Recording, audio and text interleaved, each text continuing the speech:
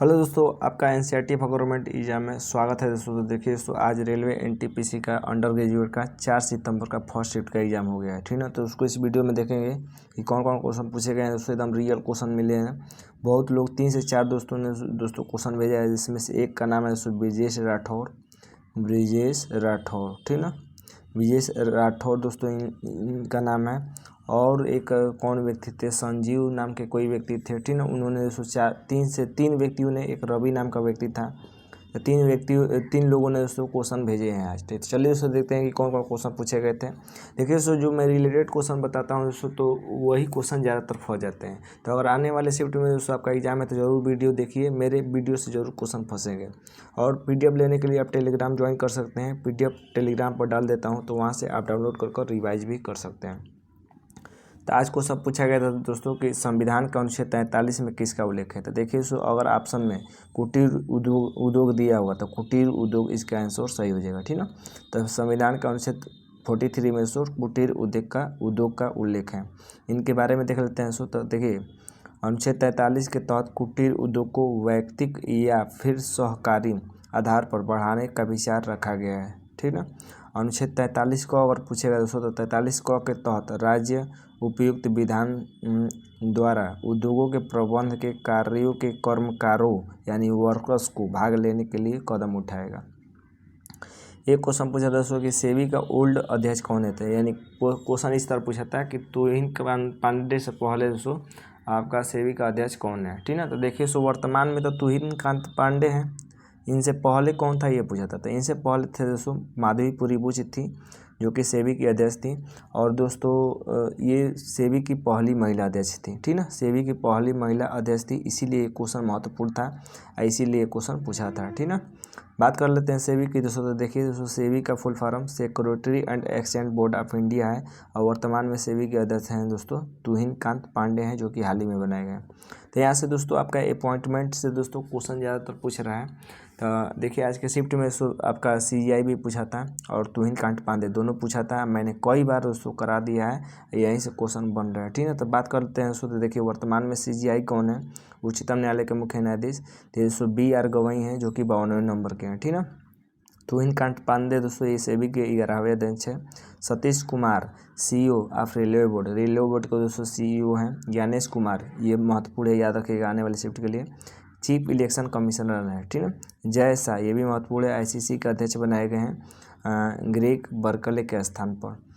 दिग्विजय शौकिया, ये दोस्तों BCCI के सेक्रेटरी हैं, ठीक ना।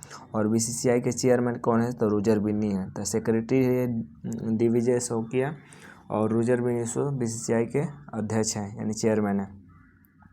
संजय मल्होत्रा दोस्तों ये RBI के गवर्नर बनाए गए हैं, ये भी महत्वपूर्ण क्वेश्चन है, एकदम महत्वपूर्ण है, ठीक ना।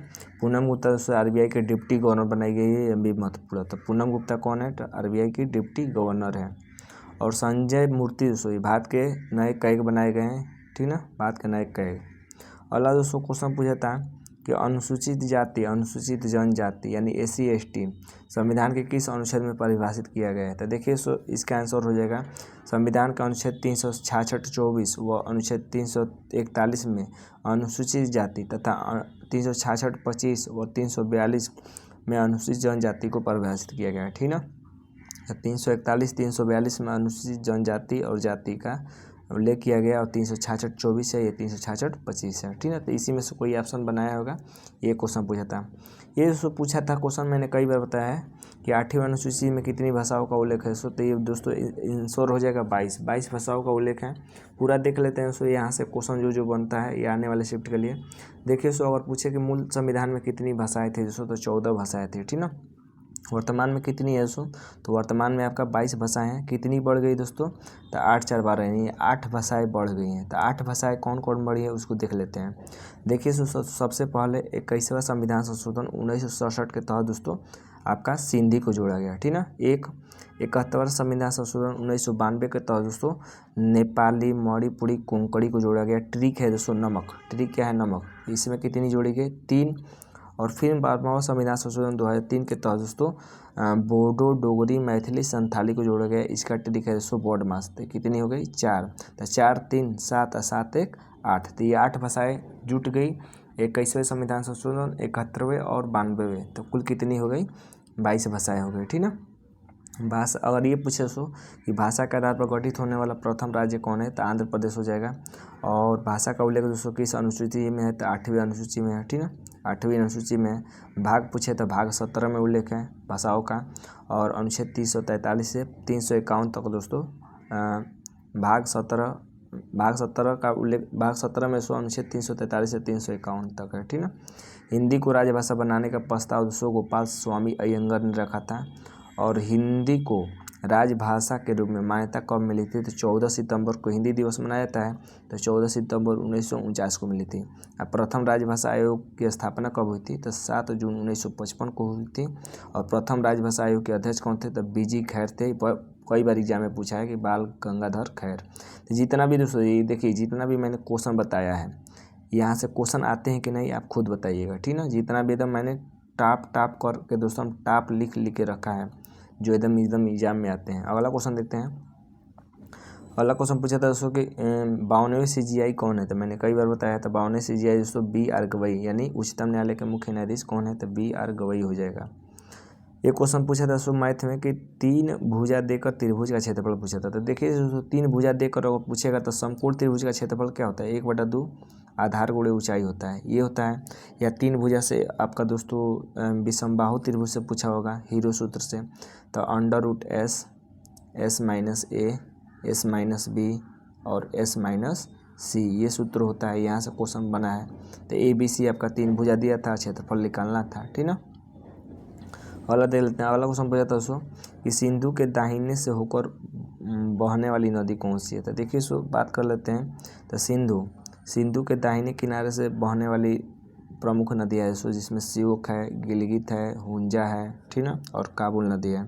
इसके अतिरिक्त भी दोस्तों बहुत बहती हैं, जिसमें सो आपका खुर्रम है, तोची है, गोमई है, बिब्बो है, संगर है, जैसी नदियाँ भी सुलेमान पर्वतमाला से निकलकर इसके दाहिने किनारे से मिलती हैं।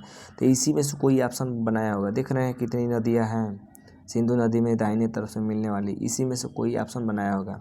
और बात करते हैं तो कौन दिया होगा ऑप्शन में, तो देखिए आपका गिलगित दे सकता है क्योंकि जानी पहचानी नदी है, ठीक ना। और आपको दे सकता है खुर्रम दे सकता है और श्योक, ये तीनों में से कोई एक ऑप्शन जरूर दिया होगा क्योंकि ये जानी पहचानी नदियाँ हैं और ज़्यादातर ये पूछता है। तो ये थे दोस्तों हमारे फर्स्ट चैप्टर के क्वेश्चन जो मिले। मैंने रिलेटेड क्वेश्चन जो बताए तो उम्मीद करते हैं कि वो अच्छे लगे होंगे, क्योंकि जो रिलेटेड बताता हूँ दोस्तों वहाँ से क्वेश्चन आपके बनते हैं, ठीक ना। तो आज के लिए बस इतना ही दोस्तों। उम्मीद करते हैं कि वीडियो अच्छा लगा है। वीडियो अच्छा लगा है चैनल को लाइक सब्सक्राइब जरूर करेगा। आज के लिए बस इतना ही दोस्तों। धन्यवाद दोस्तों।